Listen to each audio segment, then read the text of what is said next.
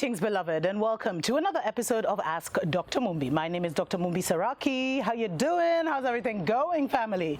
I really do pray that you are well in all your ways and that you're moving into living life very much on your own terms. Thanks to everyone that has started to advertise and promote their products and services with the Dr. Mumbi Show. Definitely reach out if you have a unique product or service that you would like to let our people know about, family. We are a very unique community here, full of very supportive, empathic, powerful beings. But those are stories for the days. Of course, also special shout out to our Patreon family. Thank you so much for supporting us on that platform. We appreciate, love you so much. And for everyone who sends us love donations and who has bought our single, we appreciate, love you so much, family.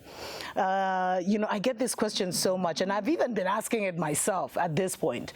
I was about African presidents. There's so many theories and allegations and ideas about why African presidents betray us over and over again. I mean, we have the surface level answers. A lot of them are part of the Masonic Brotherhood, or a lot of them are under the Jesuit or religious system, or they're under the British Crown, or they're under the French, whatever. They're in some secret society of the former colonies. A lot of them signed a deal with the devil, like a lot of our the quote-unquote celebrities of that time. These are just the surface things that we can look at. Many have actually even been blackmailed, family. And remember, I've talked about this book for so long, Confessions of an Economic Hitman.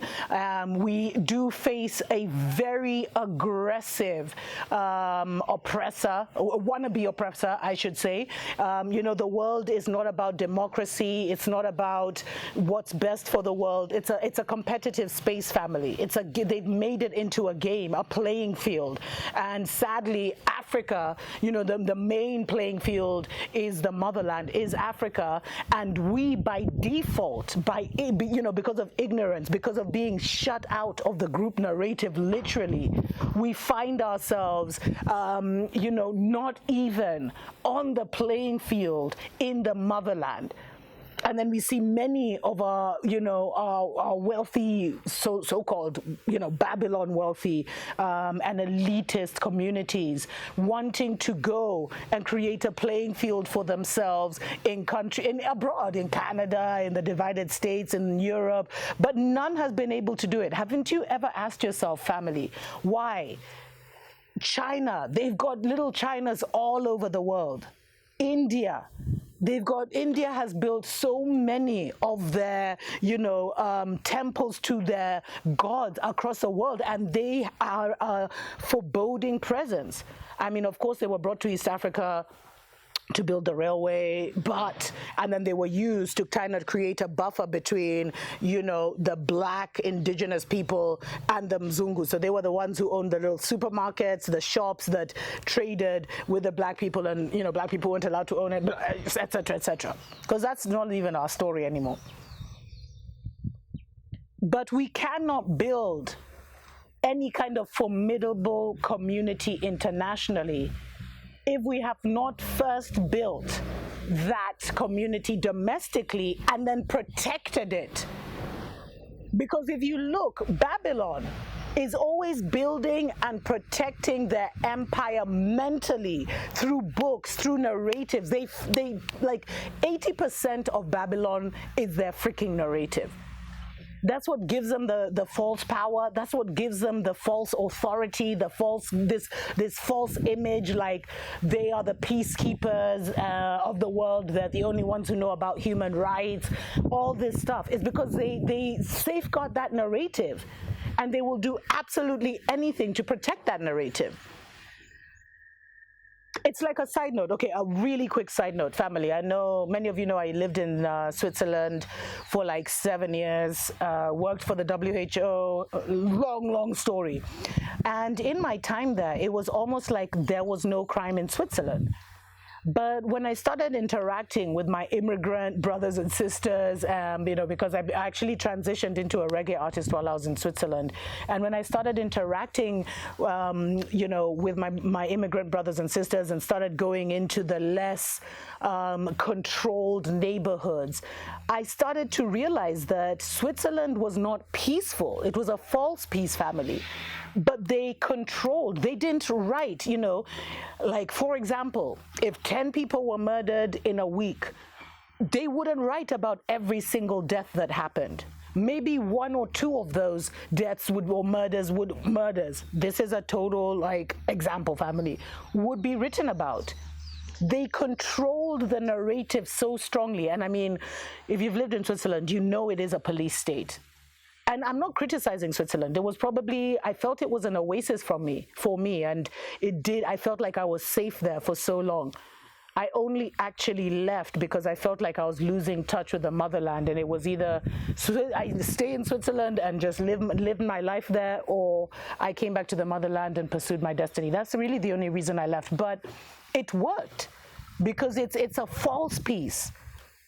The peace is kept by fear, by control. Controlling what the people see, controlling how the people interact. So most of the time, the majority of the people would only see the picturesque, beautiful side of the cities and of the country. Rarely would you go to the so-called ghetto, because every country that is some kind of democracy or republic or whatever has a ghetto, family. Would you really realize the underbelly of Switzerland? And I know since I left, it's been maybe 7-8 years or something, Switzerland has also transitioned a lot, where even more immigrants have come in. And so the whole balance has changed. Because when I was living there, we never closed our doors. We didn't have any kind of these things protecting our windows. It was just, burglar, everything, now everything has to be burglar proof. So these beautiful houses that had these gorgeous windows now have to have all these bars to make sure that the windows aren't broken. So of course there's been a shift in energy, and that always happens because, immigrants, it's always like it starts as a seed. And anyway, there's so many stories I could say about that. But so I realized, when the real Switzerland was not as bright and peaceful and harmonious, but they had a system in place that kept that narrative intact and controlled with utmost precision what was shared with the world. And when we look at that, family, the reason our leaders betray us is because the narrative about our people is one that is meant to bring up a collective shame. It was only up to very recently that we were being called the dark continent. And what they meant by darkness was not the color of our skin. The darkness they were talking about is, they said we were the most diseased continent. AIDS really did a mental number on us. And then you think it's germ warfare. That one really breaks my heart, family, because AIDS and HIV brought so much shame among our people, and it really distorted our root chakra, our connection to the motherland and our connection to one another. It really did a lot of damage. And the fact that people still think, because it brought up all this shame and, imbalance in sexual energy, especially because it was all connected to being transferable through sex. Hey, there's so much I could say. Please read the book I've posted so many times here about how HIV and Ebola were actually germ warfare. There's so much research that's been done on that, family. Knowledge is definitely power in some of these situations. And so the reason our leaders don't support us, and when I talk of our leaders, African leaders, it's those who are at what you may call the top of the pyramid. The CEOs, the presidents, the heads of organizations, even the senior management, the landlords, the landladies, the owners of stuff, the owners of the matrix. It's because this collective shame, which has not been publicly addressed, which was a weaponized mindset that was placed in us since we were born. Like some of us are third generation shame family. And so a lot of our leaders would rather be like the Mzungu because there's so much shame attached to being African or to being a black person. We don't even have a God that looks like us. I mean, that's what these elites, and then think a lot of these elites went through those Mzungu schools. And I think the damage is not so much even the education system that dumbs down our children. You know, they say that an African child, by the time they're getting to the age of 10, 11, they should be at a polytechnic level. Their mind capacity is at the level where they can be engineers, where they can build cars, where they can build homes. But we're still teaching them things gibberish, family. So the education system does more to dumb down our people. But for those who, you know, because they always give scholarships to our brightest and most brilliant, they also always, you know, they always also, I don't know what's going on, man.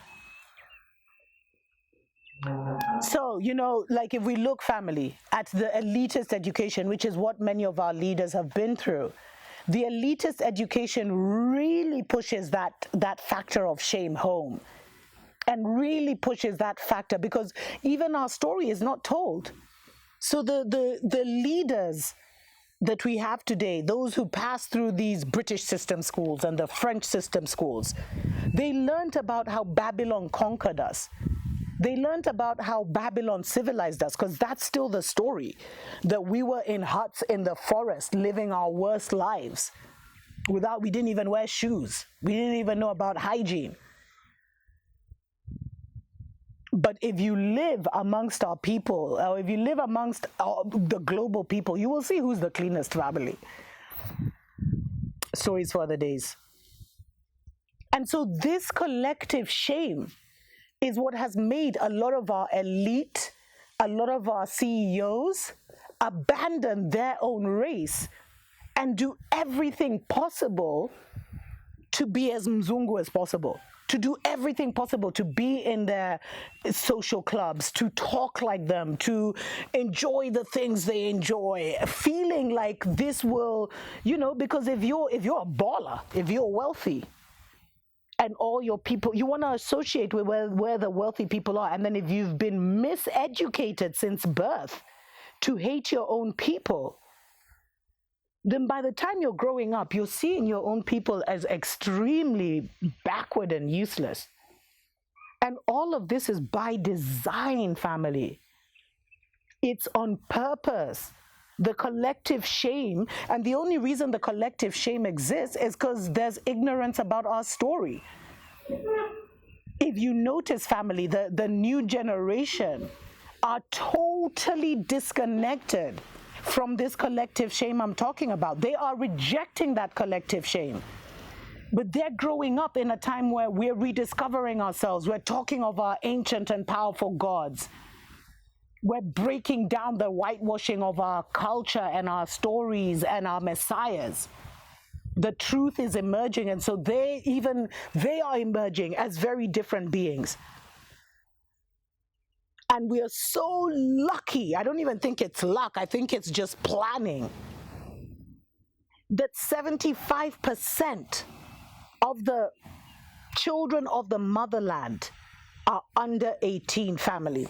And they're growing up now in this new energy, which means that as the custodians who have to pass on this matrix to them, hopefully on a higher dimension, we have to take our rewriting of the story, maybe not even collectively at first, but individually, and rewriting the wrong programming of shame and being inadequate. Rewriting that in our DNA so that we don't pass it on to the children, because a lot of old souls are now coming back because the mindset of our people is elevating.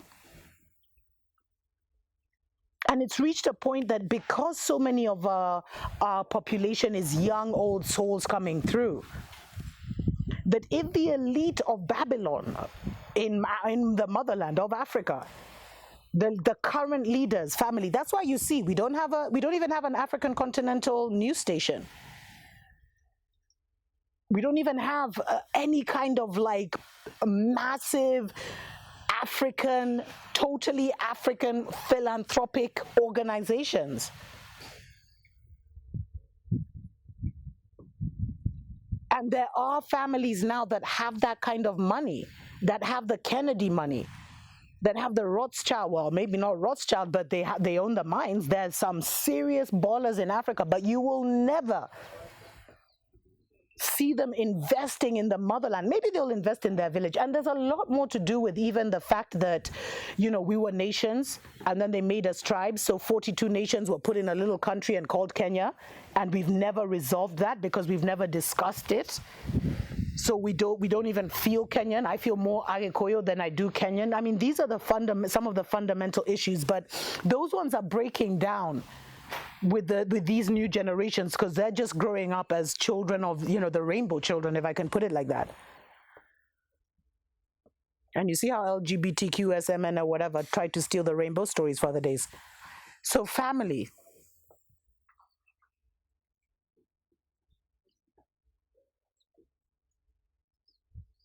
The shame, the collective shame is why our presidents sell us out. Because for them,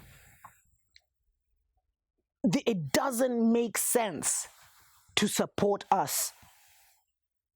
And you see the shame, this collective post-traumatic stress disorder that we suffer from as a Black people because of slavery and the narratives, I should say, of slavery and colonialism.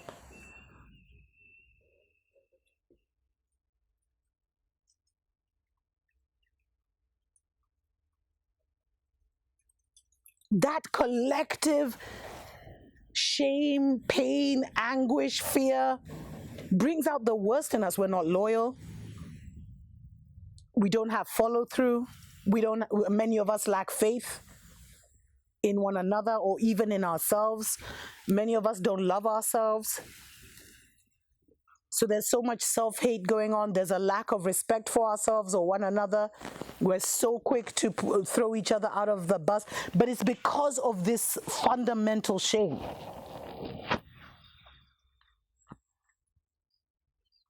That's why you don't see. There's some serious billionaires, family, that listen to me and other voices on the motherland. But they would never come out and even as a tax break, help to fund the dream that is awakening so many and changing the mindset of our people, like the Wodameyers of this world as well, and many others, family, who are really speaking truth to power, to come and just support those people. Even with $100, we're probably supported by those who are barely making it, are trying to make ends meet. But the super elite, they're not supporting any of our voices because they don't feel a resonance to us. Because of that collective shame and because of the grooming they went through in these elite schools, they literally see themselves as Mzungus. They literally cannot relate to any of us. And sadly, a lot of their children don't even speak a mother tongue. And these are the people who are being perpetually groomed to take over. So that's why we're not seeing a revolution of mind on the streets of Africa. It's happening through music, yes. There's culture that's coming in, yes. But that collective push to a new narrative is not happening.